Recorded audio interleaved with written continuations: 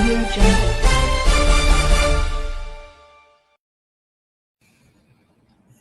नमस्कार दोस्तों, मैं हूं दिनेश किरोरा। बहुत बहुत स्वागत है आपका इस प्रोग्राम में। मोदी सरकार ने एक बहुत बड़ा ऑर्डर दिया, 1 lakh rail wagons, 1 lakh rail wagons का ऑर्डर दिया। मालगाड़ी वाले इतिहास में एक सबसे बड़े जो ऑर्डर्स होते हैं उनमें से एक, बड़ी अच्छी बात है। और कई कंपनियां ऐसी, जुपिटर वैगन्स, टीटागढ़ रेल और कुछ और भी, उनकी लॉटरी खुल गई और ये करीब करीब 2 से 2.5 साल के अंदर ये सारे वैगन्स बना लिए जाएंगे। 2026 के अंदर ही 35-40 हजार वैगन बनाए जाएंगे। अगले साल भी करीब करीब 40 से 60 हजार वैगन्स, या उससे अगले साल में 20-30 हजार वैगन्स बना के 2-2.25 साल के अंदर ये कोटा पूरा हो जाएगा। ये भारत सरकार का अब तक का सबसे बड़ा ऑर्डर है वैगन्स का, रेलवे वैगन्स, जिसके अंदर सामान जाता है। लेकिन साहब, ये तो कुछ ऐसा ही हो गया कि जैसे ऊपर का एक खोखा बनाना है। वैगन्स के नीचे एक चीज होती है जो उसका बेस होता है। वो बेस किस पे टिका रहता है? बेस टिका रहता है व्हील्स के ऊपर और एक्सेल के ऊपर। दो ही तो चीजें होती हैं उसके अंदर, क्योंकि इसके अंदर कोई इंजन तो होता नहीं, कार तो है नहीं कोई। तो ऊपर सिर्फ एक खोखा मात्र है, डब्बा है सिर्फ, और नीचे का जो पोर्शन होता है वो एक्सेल और पहिए, व्हील्स, जिसके ऊपर पूरा डब्बा टिका रहता है। तो एक खोखा बना दो, खोखा जोड़ दो, बात खत्म हो गई। अब ये एक्सेल एंड व्हील हम नहीं बनाते, है ना? है कमाल की बात साहब। पिछले 5 साल के रिकॉर्ड देखो तो भारत ने सारे एक्सेल और व्हील विदेशों से मंगाए, और अधिकतर 90% से 95% एक्सेल और व्हील जो आते हैं सारे के सारे वो चाइना से आते हैं। 1 लाख डब्बे हैं, तो 1 लाख डब्बे के अंदर अगर मिनिमम भी लगाया जाए, अगर छोटे डब्बे हैं तो कम से कम 4 लाख व्हील्स चाहिए आपको। सही बात है। और अगर उसमें कुछ पीछे 8 पहिए हैं, आगे 8 पहिए हैं, कई बार ऐसे भी होता है लंबे डिब्बे हो जाते हैं, तो उसमें और ज्यादा हो जाते हैं।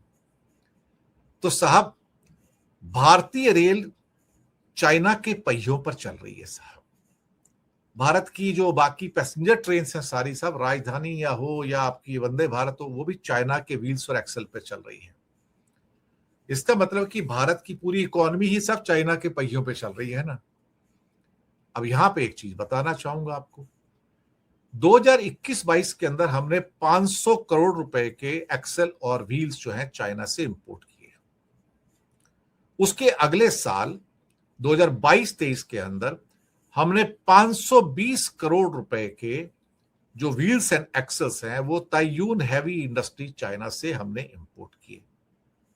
करीब करीब 80,000 व्हील्स हमने एक साथ, 80,000 व्हील्स एंड एक्सेल, ये हमने पूरा का पूरा इंपोर्ट किया सर। 2023-24 के अंदर हमने करीब करीब $386 मिलियन का एक्सेल एंड व्हील्स चाइना से मंगाए। ये करीब करीब हो जाता है साहब 3,500 करोड़ के पहिए और एक्सेल हमने चाइना से मंगाए। 2024-25 के अंदर हमने करीब करीब 900 करोड़ रुपए से भी ज्यादा, आज के डेट में देखो तो करीब करीब 1000 करोड़ से भी ऊपर, उन्होंने दरअसल ये पहिए चाइना से मंगाए और एक्सेल। देखिए, दो ही तो चीजें होती हैं साहब उसके अंदर, एक एक्सेल होता है, एक व्हील्स होते हैं। अब मैं ये सोच रहा हूं कि इंडिया में इतनी सारी स्टील मिलें हैं, जिंदल स्टील मिल है, टाटा स्टील मिल है, भारत सरकार के अपने भी भिलाई इस्पात निगम वगैरह, ना जाने कितनी और ऐसी मिलें हैं, राउरकेला भी है उसके अंदर, बोकारो भी है। हम रेलवे के पहिए नहीं बना सकते? हम 100% इंपोर्ट कर रहे हैं उनका। ऑलमोस्ट 90 to 95% तो सिर्फ चाइना से आता है, और बाकी 5% भी किसी और देश से आता होगा साहब। इसका मतलब हम तो बना नहीं रहे, बनाते होंगे तो 5% बनाते होंगे। ये कैसी स्टील इंडस्ट्री है साहब, जिन्हें पता है कि हर साल हमें 50,000 से लेके 1 लाख तक पहिए और एक्सेल्स बनाने की जरूरत होती है, और हम उसको बनाते नहीं। क्या हमारे पास टेक्नोलॉजी नहीं है? क्या वास्तव में हम रेल पहिए नहीं बना सकते? और रेल के पहियों के साथ एक्सेल होता है, वो नहीं बना सकते?